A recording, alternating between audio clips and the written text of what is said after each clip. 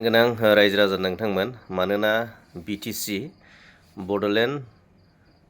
Territorial काउन्सिलनि सिङाव थानाय Bodoland autonomous काउन्सिलनि सिङाव थानाय बर' रायजो राजा आइ आफा बिदा फंबाय आदै मादैमोन बिथांमोना बेनिफ्राय लोगोसे जिथुनाखि आदार कास्ट जेरै 26टा जनगोष्ठी बिटिआरनि सिङाव बा बिटिसिनि सिङाव तो बिथांमोना जे नैबे इउपिपिएल पार्टी प्रमद बर'नि नेतृत्व बिथांनि दैदेननाय जि इउपिपिएल पार्टी बेखौ जे सरकाराव फैजानो लुबैफिनदों सरकाराव पावाराव फैफिनजानो लुबैदों बेखौ जोङो नैबेनिफ्राय हमनो हायो रायजो राजा नोंथांमोन मानोना इउपिपिएल पार्टीया दिनै पावाराव गैयाब्लाबो इउपिपिएल पार्टीयाव ओरैबायदि माने गोरों गोरों मानसिया माने मोजां मोजां साननो गोरों ना मेलेमजिबि माने गेदेमा बिथांमोना जयेन जागासिनो दं रायजो राजा नोंथांमोन पावाराव गैयाब्लाबो पावारावनो गैया थेवब्लाबो दाखालि नोंथांमोन क'क्राझार मुलुगसोलोंसालिनि बारग' गोरायुं साइन्स डिपार्टमेन्टनि गोरायुं बिथांजों लोगोसे 9 जन माखासे मेलेमजिबि गेदेमा बिथांमोना जयेन जानायखौ जों नुनो मोनदों तो बेनो फोरमान होदों बेनो इउपिपिएल पार्टीनि मोनसे शुभलक्षन रायजो राजा नोंथांमोन मानोना बेयाव जयेन जानायनि माखासे खारन दं माखासे जाहोन दं नोंथांमोना मोनथिगौ इउपिपिएल होननानै बुङोब्ला बे आइडिय'ल'जि मिशन आरो भिजन गोजोन सान्थि जौगानाय हास्थायग्रा मोनसे पार्टी रायजो राजा नोंथांमोन गोजोन सान्थि आरो जौगानाय हास्थायग्रा मोनसे पार्टी होननानै जों बोरै मोनथियो थांनाय 5 बोसोराव मानव गेदेर प्रमद बर' बिथांनि दैदेननाय इउपिपिएल सरकारनि समाव जेबो दावराव दावसि जायाखैमोन नांलाय खमलाय जेबो गैयामोन ओरैबायदि शान्तिमोन रायजो राजा नोंथांमोन ओरैबायदि शान्तिमोन दा नै बिपिएफ सरकार फैनाय लोगो लोगो मानव गेदेर हाग्रामा महिलारि बिथांनि जि दैदेननाय सरकार फैनाय लोगो लोगो बिटिसिनि सिङाव बे काउन्सिलनि सिङाव ओरैबायदि माने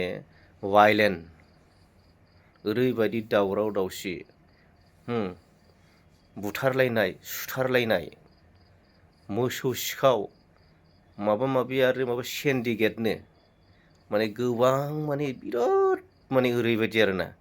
तो बिनिखायनो दा जोङो आं गोबां सोंबायबो गोबां खबर लादों माने इउपिपिएलखौनो गोबां रायजो राजाफ्रानो हास्थायदों आरोना फैजानो लुबैफिनदों दा नैबे 26नि बिसायख'थि एमएलए बिसायख'थियावबो इउपिपिएलखौनो 15था देरहाजोबजानो लुबैदों माने गोबां बर' रायजो राजाफोरा दा बेखौ जोङो मोनथियो माने जोंनि बे माखासे दैदेनगिरि मेलेमजिबि साननो गोरों बुजिनो गोरों सान्थौगिरि सुजुगिरि बिथांमोना इउपिपिएलआव जयेन जानायानो बे फोरमान होदों रायजो राजा नोंथांमोन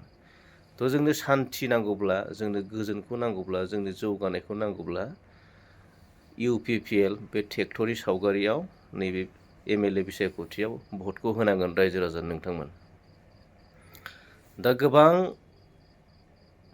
नैबे बिपिएफ पार्टीया माने 10,000 15,000 फैसा होनानै माने लालस खालामगासिनो दं माने रायजो राजाफोरखौ बुरखायगासिनो दं रायजो राजा बै समाव 5 बोसोर इउपिपिएलनि जेब्ला सरकार दंमोन बे समाव इउपिपिएलआ सेल्फ हेल्प ग्रुपफोरनो 25,000 25,000 इनस्टलमेन्ट किस्तियै होदोंमोन फार्स्ट किस्तियाव 25,000 बेबायदि होदोंमोन दा नोंथांमोना नुनो मोनदों बिपिएफ सरकारनि दिनाव 10,000ल' होनाय नुदों नोंथांमोना 15,000 10,000 तो बेखौनो होग्राफोरा जि खुसि ओरैबायदि बाब्राबलायदों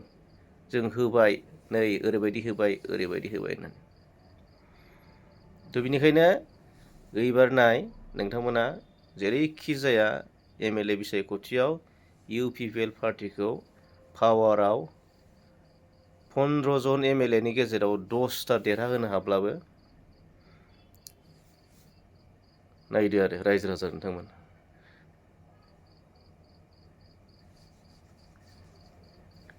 काउन्सिल सरकारा UPPLखौ आर'ज खालायागौमानि पारमिसन लायागौमानि जेबो खामानि मावनो हानाय नङा रायजो राजा नोंथांमोन। बुजिबाय खोमा ना? बारा बुंनो गोनां गैयालै, गोबां माने बुजिनो गोरों गोजाखा दानि मानसिफोरा, हमनो हाखानाय गोजाखा। थ' भिडिअ'खौ बेखिनियाव दोनबाय, आरो लाबबावगोन आं गोबां मोजां माने रिसर्च खालामगासिनो आं माने। गोजोन्थों।